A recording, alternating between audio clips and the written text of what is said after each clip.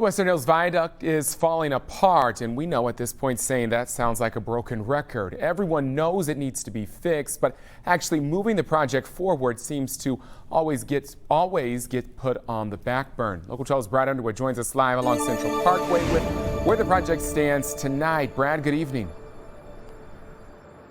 Well, good evening, Kyle. Yeah, we learned from the Hamilton County engineer that at some point next year, the city of Cincinnati will be putting up that netting on the underside of the top level to catch any falling debris. But when it comes to the construction of a new bridge, we're looking at least the very earliest at 2025 for that construction to begin. The Western Hills Viaduct is one of 5 bridges that connects the west side to downtown and uptown. It's the oldest, the biggest, and the most traveled.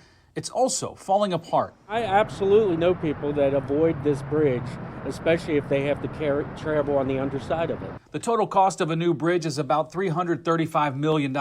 Hamilton County engineer Eric Beck says design work is happening, but real progress is driven by money. We've secured about $118 million to date, so we're getting there. We're chipping away at it. Commissioner Denise Driehaus says that update is a good news, bad news situation. I think the good news is that the local match by the city and the county are in place, but we have not gotten the support that we were hoping for from the federal government related to infrastructure. Westside business owner Pete Whitty describes it a different way. It's just total frustration. Whitty says we've all known about the dangers of the crumbling bridge for 15 years.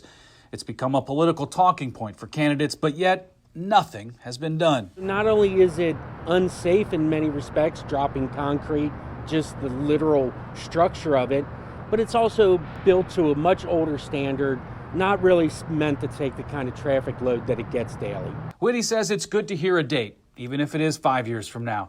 But he says maybe the most aggravating part of this is what he calls a lack of leadership in getting the project pushed above others. We see new stadiums built. We see new walls put in to make sure Columbia Parkway isn't going to be having landslides anymore.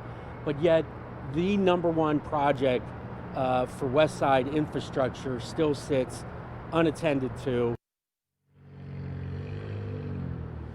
Now, the county is working with a lot of other agencies and businesses. The city putting up the netting. The state will be involved in the on and off ramps to I-75. They're also working very closely with CSX, the rail yard across the highway where the bridge actually goes over, because whatever design they pick, this is going to have to be a bridge that can be built essentially in the air and not on the ground because of all those active rail lines. Reporting live tonight, Brad Underwood, Local 12 News. Brad, thank you so much.